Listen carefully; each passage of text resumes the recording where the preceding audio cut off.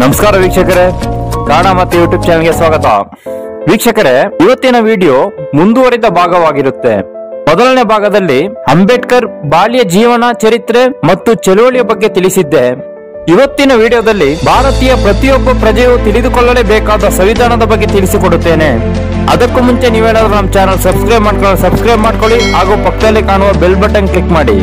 ವೀಕ್ಷಕರೇ, ಅಂಬೇಡ್ಕರ್ ಅವರು ದಲಿತರಿಗೆ ಮಾತ್ರವಲ್ಲದೆ ಕಾರ್ಮಿಕರು, ರೈತರು ಮತ್ತು ಮಹಿಳೆಯರನ್ನು ಒಳಗೊಂಡಿರುವ ಅಸಮಾನ ಸಾಮಾಜಿಕ ವ್ಯವಸ್ಥೆ ಮತ್ತು ತುಳಿತಕ್ಕೊಳಗಾದ ವರ್ಗದ ಮಾನವ ಹಕ್ಕುಗಳ ಹೋರಾಟಕ್ಕಾಗಿ ಹೋರಾಡಿದರು. ವೀಕ್ಷಕರೇ, ನಮ್ಮ ಭಾರತದ ಸಂವಿಧಾನ 1,17,369 ಪದಗಳಿಂದ ನಮ್ಮ ಸಂವಿಧಾನ ಕೂಡಿದೆ. 1927ರಲ್ಲಿ ಮುಂಬೈಯಲ್ಲಿ ನಡೆದ ಕಾಂಗ್ರೆಸ್ ಸಮ್ಮೇಳನದಲ್ಲಿ ಮೋತಿಲಾಲ್ ನೆಹರು ಸಂವಿಧಾನದ ರಚನೆ ಮಾಡುವುದಕ್ಕೆ ತಿಳಿಸಿದ್ದರು. ಅದಾದ ನಂತರ ಕಾಂಗ್ರೆಸ್ ಪಕ್ಷ 1928ರಲ್ಲಿ ಸರ್ವಪಕ್ಷ ಸಭೆ ನಡೆಸಿ ಮೋತಿಲಾಲ್ ನೆಹರು ಅವರ ನೇತೃತ್ವದಲ್ಲಿ ಸಮಿತಿಯನ್ನು ರಚಿಸುತ್ತದೆ. ಇದಾದ ಕೆಲವು ವರ್ಷಗಳ ನಂತರ 1940ರಲ್ಲಿ ಬ್ರಿಟಿಷ್ ಸರ್ಕಾರ ಅನೇಕ ಮಿತಿಗಳೊಂದಿಗೆ ಸಂವಿಧಾನ ರಚನೆಗೆ ಒಪ್ಪಿಗೆ ಕೊಡುತ್ತಾರೆ. 1942ರಲ್ಲಿ ಭಾರತೀಯ ಸಂವಿಧಾನ ರಚನೆಗೆ ಬ್ರಿಟಿಷ್ ರೂಪಿಸಿತು. ನಂತರ ಅವರ ನಿರ್ಬಂಧನೆಗೆ ಭಾರತೀಯರು ತೀವ್ರ ವಿರೋಧ ವ್ಯಕ್ತಪಡಿಸಿದ್ದರು. ಇದಾದ ನಂತರ 1947ರಲ್ಲಿ ಭಾರತ ಸ್ವತಂತ್ರ ಆದ ಬಳಿಕ ಈ ಮಧ್ಯೆ ಸಂವಿಧಾನ ಅಧ್ಯಕ್ಷರಾಗಿ ಅಂಬೇಡ್ಕರ್ ಅನ್ನು ಆಯ್ಕೆ ಮಾಡುತ್ತಾರೆ. 1949 ನವೆಂಬರ್ 26ರಲ್ಲಿ ಪರಿಷ್ಕೃತ ಸಂವಿಧಾನವನ್ನು ಭಾರತ ಸರ್ಕಾರ ಅಂಗೀಕರಿಸಿತು.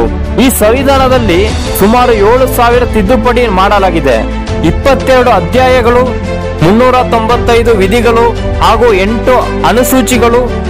ಈ ಸಂವಿಧಾನವನ್ನು ಅವತ್ತಿನ ಭಾರತದ ಹೆಮ್ಮೆಯ ಪ್ರಧಾನಿ ಜವಾಹರಲಾಲ್ ನೆಹರು ಅಂಗೀಕರಿಸಿದ್ದರು. ಇದನ್ನು 1950 ಜನವರಿ 26ರಿಂದ ಜಾರಿಗೆಗೊಳಿಸಲಾಗಿತ್ತು.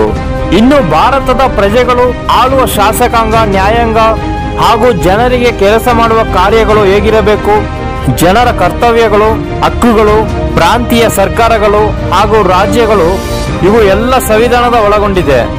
ಈ ಸಂವಿಧಾನದ ರಚನೆಗಾಗಿ ಭಾರತ 64 ಲಕ್ಷ ರೂಪಾಯಿಗಳು ಅವತ್ತಿನ ಸರ್ಕಾರ ಖರ್ಚು ಮಾಡಿದ್ದು.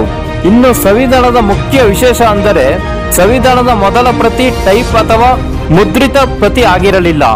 ಅದು ಹಸ್ತಾಕ್ಷರದಲ್ಲೇ ರಚಿಸಲಾಗಿತ್ತು ಮತ್ತು ಅದು ಇಂಗ್ಲಿಷ್, ಹಿಂದಿ ಭಾಷೆಯಲ್ಲಿದೆ. ಭಾರತದ ಸಂವಿಧಾನದ ಮೂಲ ಪ್ರತಿಯನ್ನು ವಿಶೇಷ ಇಲಿಯಂ ತುಂಬಿದ ಕವಚಗಳಲ್ಲಿ ರಕ್ಷಿಸಲಾಗಿದೆ. ಇದು ಭಾರತದ ಸಂಸತ್ ಭವನದ ಗ್ರಂಥಾಲಯದಲ್ಲಿದೆ. ಭಾರತದ ಸಂವಿಧಾನವನ್ನು ಬೇರೆ ಬೇರೆ ದೇಶಗಳ ಅಂಶಗಳನ್ನು ಅಂಬೇಡ್ಕರ್ ಆಧರಿಸಿ ಬರೆಯಲಾಗಿದೆ. ಅವುಗಳು ಯಾವುದೆಂದರೆ ಸ್ವಾತಂತ್ರ್ಯ, ಸಮಾನತೆ ಹಾಗೂ ಮಾತೃತ್ವದ ಪರಿಕಲ್ಪನೆಗಳನ್ನು ಫ್ರಾನ್ಸ್ ಸಂವಿಧಾನದಾಗಿದೆ.